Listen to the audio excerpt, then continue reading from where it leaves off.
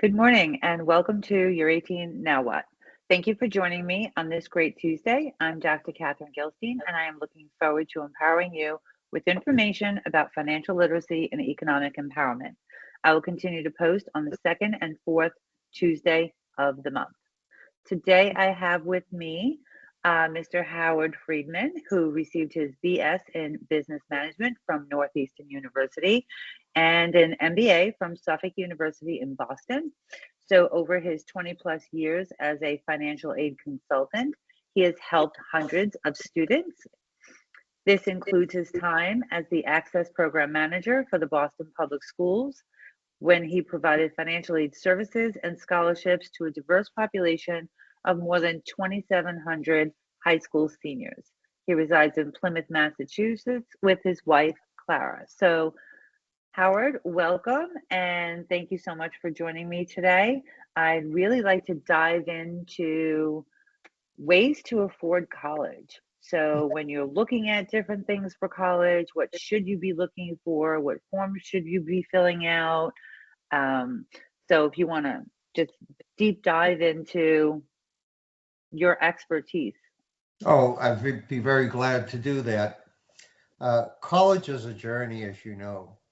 And in terms of looking at the financial piece of it, the first thing, in my opinion, is to find a career or profession or area in which the student really wants to pursue. Now, what that really means is that college is or isn't for a lot of people, depending on your purpose in life. So before you really begin anything, I think you have to define what do you want and how much is it worth to you and to your family. It's a really good point. And I've had conversations with other guests on my podcast about marketable degrees and looking to see what you want and what that return on investment is. So, how do you go about applying for scholarships or even filling out a FAFSA form? Okay. The FAFSA form, I would just like to get to a little bit of background about it and how it's used. The FAFSA form is a federal form that's available each October for the following academic year. The importance of it is the fact that the numbers make a big difference, and it depends where you are in terms of your financial well-being. For example, when a FAFSA is completed, it's based on the prior year's tax return. So that's the last return that was completed. It's also based on assets. Behind the FAFSA is a series of algorithms which determines, based on averages, what a family should be able to afford or contribute to college. Now, that number, which ultimately is used to use for determining, again, how much aid a student would be eligible for, that number is subtracted from the cost of attendance to determine what they call unmet need. So unmet need is the difference between the calculated amount on the FAFSA form and the difference between that and the cost to attend the college. And that's a basis on which aid is determined. The FAFSA form consists of really 4 elements. First one would be parental income and parental assets. The second one would be student income and student assets. And applied to those numbers are certain percentages that essentially calculate how much in fact a family could afford. Now, again, based on averages, those aren't actuals. So one thing that people really need to know about the FAFSA, other than the mechanics of filling them out, is the FAFSA is only one form. It's like buying a ticket to the lottery. You know, you can't win the lottery unless you do the FAFSA. And the FAFSA is just a basis for discussion. And I know I'm jumping ahead, But when a student receives a financial aid award, so they're accepted to the school, they get an award, the amount of the award is negotiable. And that's essentially called professional judgment. So they fill out the FAFSA and or the CSS profile, which people don't talk about necessarily, that could be used as a basis of appealing it through professional judgment to indicate, look, we need more. We need more for our child to go to school. Can you help? Can you help us? I'm mentioning the CSS profile because that's a form that's used by certain um, private colleges, and that really delves into the actual finances. So you got to look at both forms to determine what are they looking for and position yourself financially. Really, a year before the FAFSA is done to determine, how much income you're going to make and if there's any extenuating circumstances, because that happens all the time. Uh, Parents fill out FAFSA, parents and students, and you know, unfortunately, a parent loses a job or a parent is deceased. Well, that information isn't 100% accurate. So you have to take a one step beyond, talk to the school, and see if they'll renegotiate or reconfigure the amount of aid they're willing to award. Okay. What about scholarships and loans? Like, Okay, where do you even begin to look for a scholarship for education? excellent question. My opinion is be creative. I look at Mhm. it, when I wrote my book, I just tried to think about all the places a student can get a loan. And even though they may be tempted to look at things on the internet, the chances of winning anything might be remote, okay? Unless this person's really top, has all the great credentials. You got to look at it and say, the field is too big. So you have to hone in the field and you have to be creative. So again, this was just a top of my head list. Things to look into, working for a company. Many students who may work during the summer, ask the company if they offer scholarships. I know Walmart's a possibility. Ask your parents' company if they give scholarships. Yeah, Look at, parents companies. I've heard Dunkin' Donuts give yeah, scholarships. yeah. So a lot of the big box retailers like Mm. Walmart, Target. Okay. Then Where else can they look? look at professional organizations. If you want to become a engineer, I'm just making this up. Look at all the professional organizations around this country. You can look in the information, please, whatever they call it, the almanac. There's hundreds. In each one of those is a source for inquiring to say, hey, look, I'm a student. I'm very interested in your company and the opportunities it provides. I'd like to be considered for scholarship. And along with it, and this is so important, before you apply for scholarship, I tell people to make up a resume. It doesn't have to be a fancy one, but put on there things relative to skills, community service, academics, leadership, things you've done for communities. What really makes you stand out from the crowd and wants the people who are offering scholarships to talk to you. And I think that's really important. It's like applying for a job. It's hard to apply Hmm. for a job without a resume. And this isn't a resume to apply for a job. But I think sometimes you have to sit down and say to yourself, what do I have to offer? Because that's what it's about. It's not about necessarily what grades you got. When it finally comes to the point of, the rubber hits the road, it's what do you have to offer? What makes you worthy of a scholarship?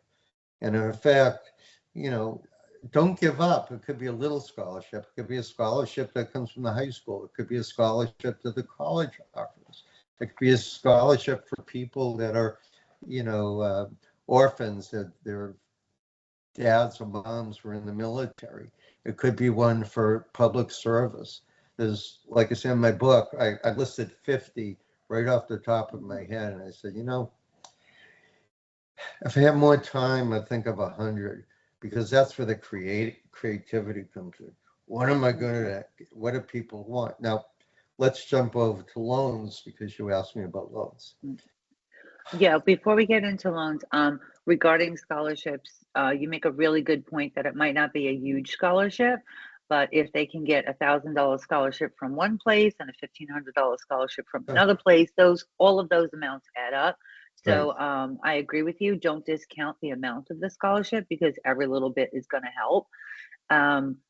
And also, we know loans are different now. So years Yeah. ago, if you were 18, 19 years old, you could go to the bank, you could get a loan for yourself to go to school, and that's just not the case anymore. Now the parents are in the position to take out the loans for the student. They're in the position to take out the plus loans. So how do you navigate if you can't get enough through FAFSA and you can't get enough through scholarships? What type of loans would you look for funding your education? Okay, first I'm going to talk about the big picture about Mm-hmm. loans, and then we can get more specific. All right. Sure. When you do a FAFSA form, the student is entitled to get a Stafford loan. That's a loan that the student is responsible for repaying. The amount of that loan increases every year. So the first year it's 5,500, 6,500, 75, 75. Now, if a parent applies for a plus loan and they get rejected, then they're allowed to get additional Stafford loans for $5,000. So that's one thing many people may know. Apply for a plus loan, even if you get rejected, because then you'll get more Stafford loan. Okay. And from what I understand, the Stafford loans are both subsidized and unsubsidized, but they are in the student's name. I do talk about them a little bit in my book as well. I touch on them. So any types of loans, grants, anything like that. What about, so you don't get approved for a plus loan as a parent. You get a little bit more money for the Stafford, but it's still not enough. Do you go outside and get a private loan? Okay, so there's a few situations. I think the Hmm. first one we need to really answer is who's responsible for repaying or paying for college. All right. So I'm going to deviate a little bit. And I'm going to say that when parents and students have an opportunity to talk, it's a question of financial responsibility. And this is what I mean. I think it's great for parents and students to talk and say, this is how much we can afford. Okay. Hmm. Sometimes I find it easier just to give the student a number and say, we can contribute 20,000. That's it. And then after that, you're going to have to figure out how to pay. Now, what are their options? Um, the plus and minus is the plus loan protects the parent and the student if one should die or something should happen. So it comes like with an insurance policy. But the negative is the parent is responsible for repaying it. Okay, full responsibility to repay. Now, private loans are bank loans, and those loans are really contingent on credit score. They're contingent on many factors. A lot of companies throw in goodies. I always tell parents that when you co-sign a loan, or it doesn't have to be a parent, it could be anybody with good credit, Hmm. see how many years it'll take for the company to forgive you for that responsibility. So in other words, if let's say we pick X bank and I co-sign it, you're the student and I'm the co-signer, then when you look for a private loan, you want to see how many years will I be on the hook for paying that loan if my child does not attend. So private loans are open market loans. There's also a very good loan, and I don't know, I'm not a salesman for them. It's called the Pickett and Hatcher loan. Hmm. What I like about that, that loan will give the student, I think it's $12,000 at 2% interest. So that's a really good loan to get. Oh, Um, absolutely. yeah, and so if we talk about it, where we are now, if you take the Stafford loan, you take the Pickett and Hatcher loan, that's like 17,000 right there. Hmm. Now, the other things that are sources of income, or sources of paying, um, they have graduated payment plans. And those are for the parents, they pay a small amount up front, and they can pay a fixed amount over 10 months. So if it's a matter to say a parent has a cash flow problem, but they want to pay 10,000, then you could set it up to pay $1,000 a month for 10 months. Other loans, which I'll just mention, home equity lines. Now, home equity lines means that a parent could take a loan based upon the equity in their home. Now, Right. the difference is there's a big difference between a home equity loan and a home equity line. And the big difference is a line, with a loan, you're getting a lump of money and say, here's your Right. With lump a of money. line of credit, you're And you're just paying having interest. it there just in case. Yeah, you're just using it as you need it, okay, and you can Right. repay it. So that's a way if a parent doesn't, have the cash. Uh, I'm thinking we can be very, very creative about different types of loans, but I would offer our listeners to really do your diligence if you're going to go for a private loan. Somebody with good credit could be a co-signer, it could be a parent, it could be a relative or anything. But look at the rates are relatively the same, but look at the perks. Look at what they're going to Hmm. give you. Look at the repayment options. Look at the rates. Is fixed rate good? Is a variable rate good? Do they offer forgiveness if God forbid something should happen and you need more time? So you have to kind of shop around for the loans, but they are out there. Student loans, there are student-only loans. The problem with those is they're going to pay a much higher interest rate because the Interest risk rate, risk is higher. of course. So talking about colleges, I think it's really important for the parents and students to have the conversations about what is the money factor? How much money are we looking at? How much money can the parents contribute, if any? If it's 10, 15, 20,000. And I think from there, the student needs to really think about where they want to go to school. So depending upon what they want to do, are they going to go into social work where they need a master's degree? Mhm. So maybe spend less money on an undergraduate degree and then more money on a graduate degree, something like that. I also talk to my students about starting, and I mention it in my book as well, is that if you're not sure, it's okay to go to a community college and get your Mhm. general education credits because it's going to be a lot more cost effective. You can wind up with an associate's degree and say, okay, this is all I need for what I want to do, or you can continue to get a bachelor's degree.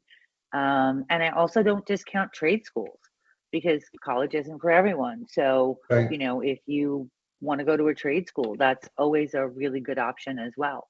Um, Another thing that I like to talk to my students about is once you're in college, how can you help with your expenses?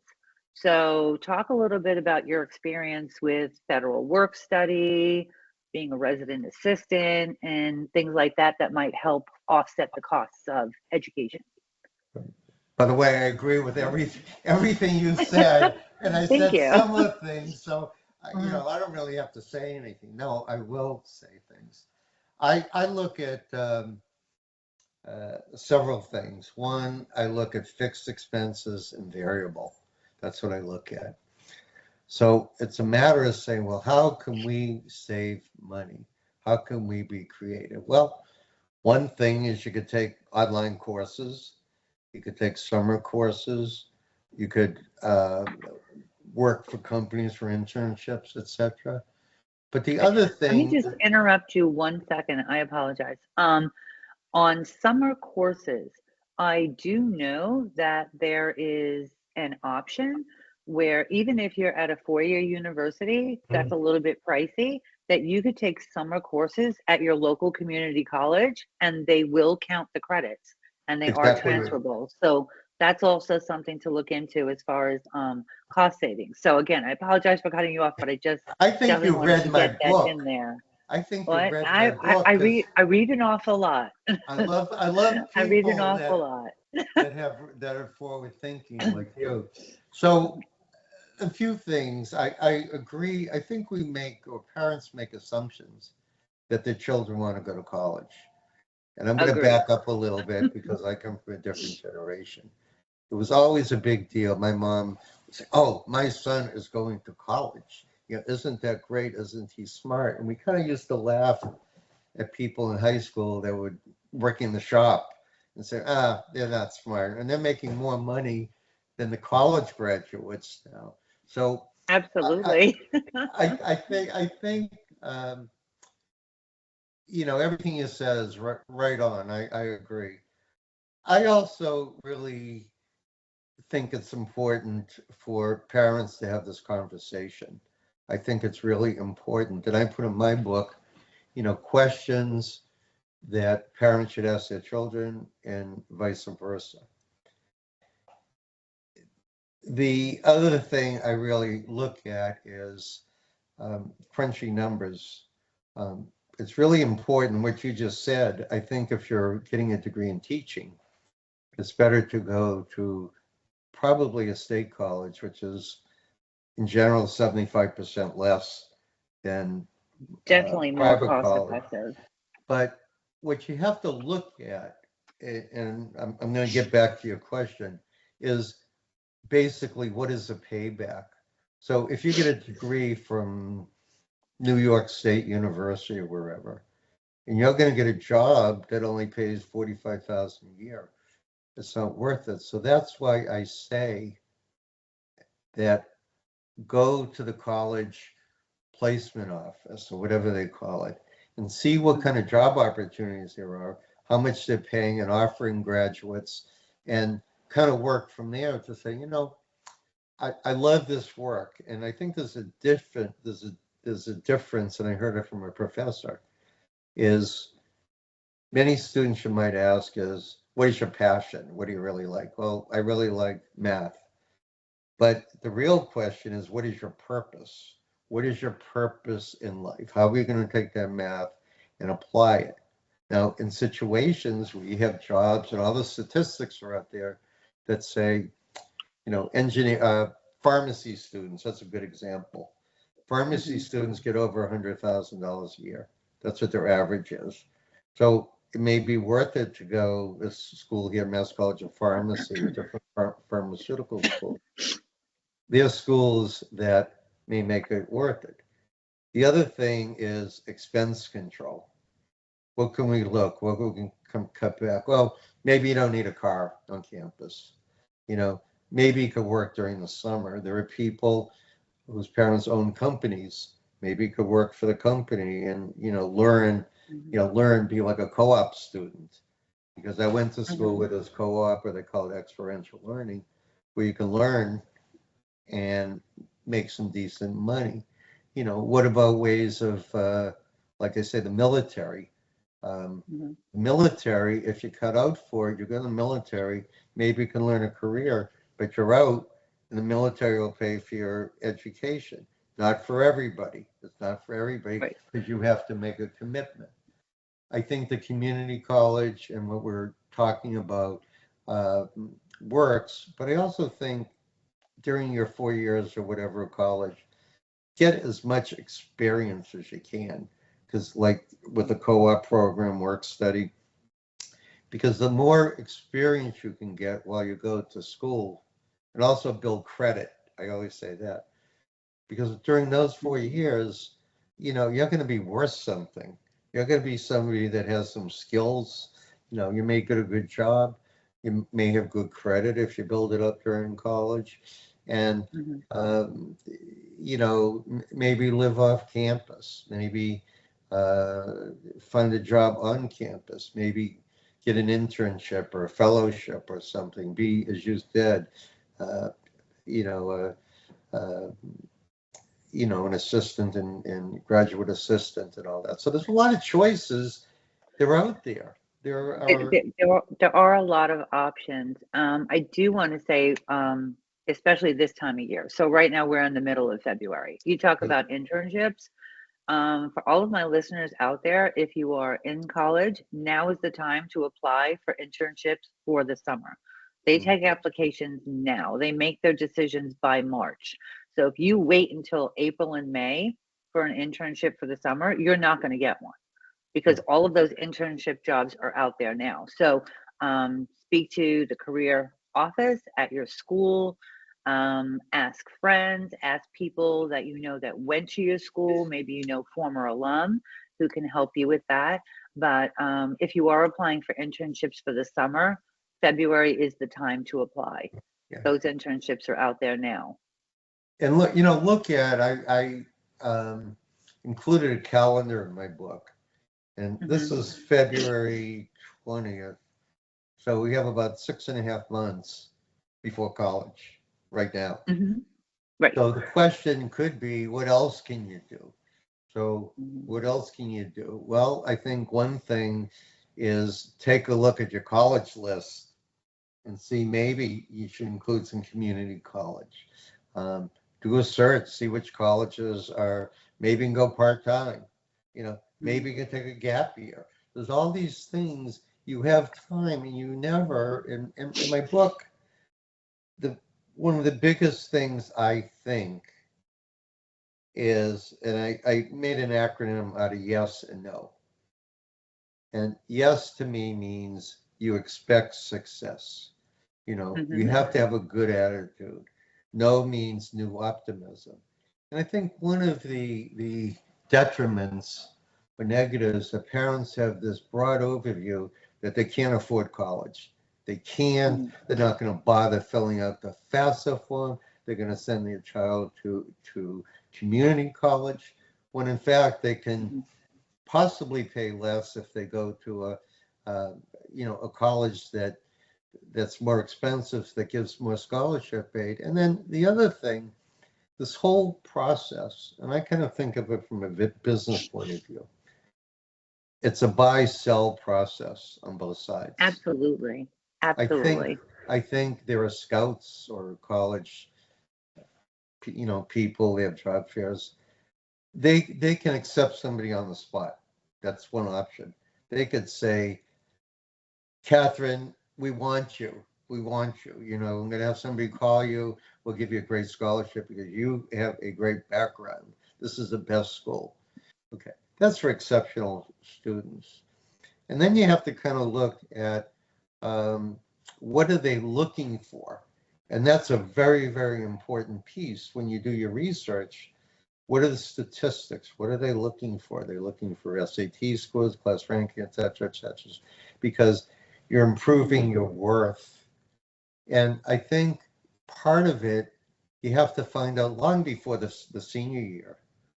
Oh, absolutely. What are they looking for? What are they looking for? And look, you can go ahead, Catherine. I think the college search starts in the junior year, where you really need to think about the colleges, start looking at them.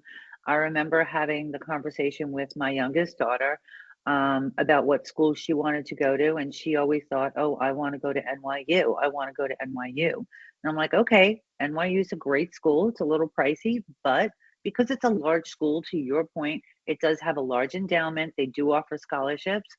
Well, it turns out as we were looking and she knew she wanted to be a communications major, NYU doesn't offer what she wanted. So she had all these thoughts about this one college that didn't even have the specialization that she was interested in. So you can have a list of these things, but to your point earlier, you have to think of your passion and your purpose. And once you find your passion and your purpose, you can make a career out of that, and a very lucrative career. I myself, I've always liked math until I got to calculus, of course, but I always liked math. I always liked numbers. I always loved banking. And while I was in college, I worked as a bank teller. And I think it was one of the best jobs I ever had, because being a bank teller, I got to learn about every aspect of the bank. And I spent over 20 years in banking, retail banking, loans, insurance, investments, annuities, and I got to really get a good gauge of a really broad sense of things. So if you find your passion, you find Yeah, your purpose, you look at colleges, look to see what they offer. yeah, Can you go to a state school? And a lot yeah, of times a state school will give you a really good scholarship, yeah, which will be cheaper than going to yeah, a community college. But to your point, it's it is out there and you need to do your due diligence. You need to do yeah. your research and see. I think what you Um, just shared, Go and I'd ahead. like to maybe add something to it.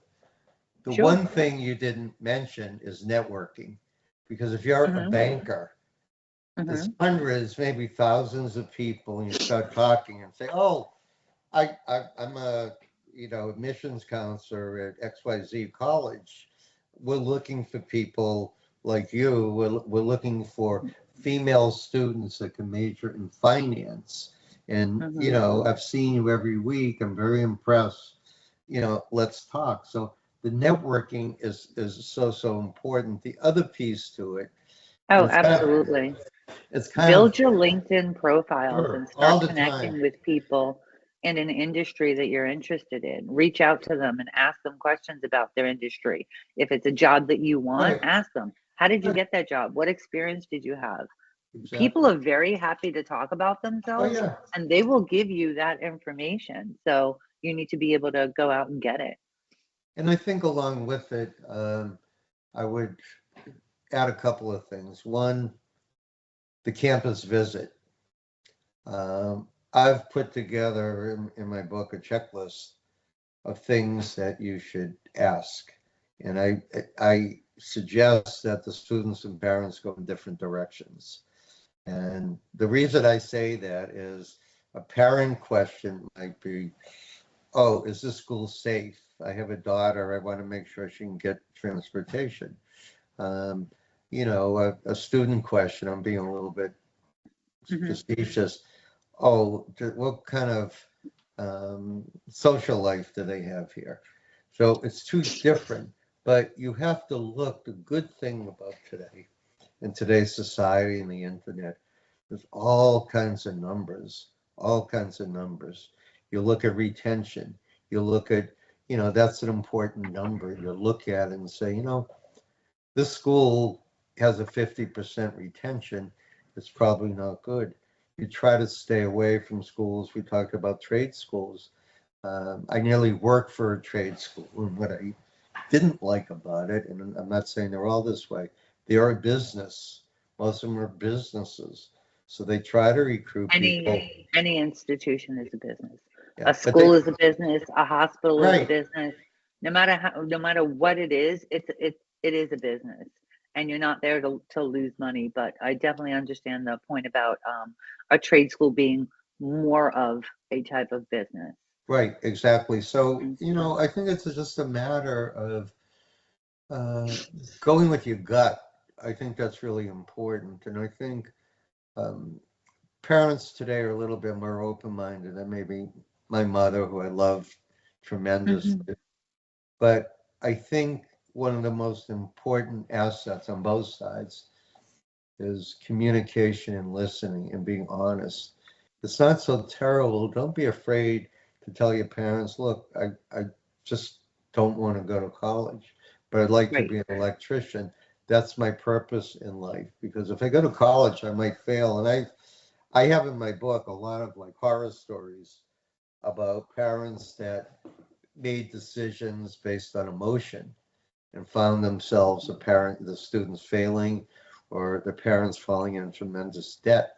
So I think we have to realize we live in a much different world where there should be some equality in the discussion. And I think it's up to the student to do their diligence, find the best colleges at the best prices. And I think up to the parents, set some limits on what they're able to afford, because you don't want somebody, let's say, to get into Harvard and say, well, you do want them to get into Harvard, but let's say a school Mhm. and the guidance counselor says, Howard, I think you're a good candidate for University of Miami. That's really good. And you get accepted. and there's no communication between the parents and, hey, mom and dad, I got accepted to U in Miami. Well, how much is it going to cost? $50,000. Well, we can't afford it, son or daughter. Hmm. So I think you have to, instead of waiting for the award to come in, you have to look at contingencies and you have to look at costs and you have to be realistic. So there is no disappointment because it's a hard world. You know, people are vulnerable for losing their jobs. Parents are getting older and they have to plan for their future and their Hmm. retirement. And Absolutely. then they may have other children that they have to take care of. Um, if you're lucky enough, you can plan ahead, have a 529 plan, start saving. But, you know, I have clients from all over the place, people that have a lot of money and people that don't. And I have people that call me and say, why are you even calling me? You have nothing to worry about. And they feel much better. They feel much better because this negativity, I can't afford it. I can't afford it. Well, you got to tell me what you have. When I do a FAFSA form or anything else, I don't just fill it out. I look at it. I'll say, you know, there's something in there you might want to think about. So I think I try, as you do, to be objective, look at the numbers, because I don't want to see anybody, parents, students hurt. You know, my goal is as is yours, is to give back to society, help people, uh, Hmm. help students Absolutely. to make the right decisions and feel happy. And I don't do this for the money. I really don't. I do it because I've been successful during my career. I've done a lot of good things and financially and I'm proud of them. But I think now it's time to give back, to help our next generation. And I don't want to see them indebted. I don't want to see them unhappy in their jobs. I just want to see them make the right decision. That's what I want. Mhm. Yeah, I think the worst thing is for a student to go to a college that the parents picked and study a degree and, wind up with an accounting degree after 4 years and then say, I hate being an accountant. Like that's just horrible. So I agree with you. The communication needs to be there. Thank you so much for joining me. I will um, just go into that this was a really good conversation, and I hope to have more conversations. Good. Um, but I just want all of my listeners to know that remember, it's not a one size fits all for saving or spending. Be open to learning, be open to listening, ask questions. What more do you want to know? Visit my website at your18nowwhat.com and drop me a line. Send a question or a comment, and any questions received will be responded to by either email or addressed on the next podcast. Remember, be invaluable for what you share, not what you know. See you next time on Your 18 Now What, where you can visit my website to find the latest podcast episode to listen to, follow, share, and subscribe. Thanks so much for joining me. I appreciate you.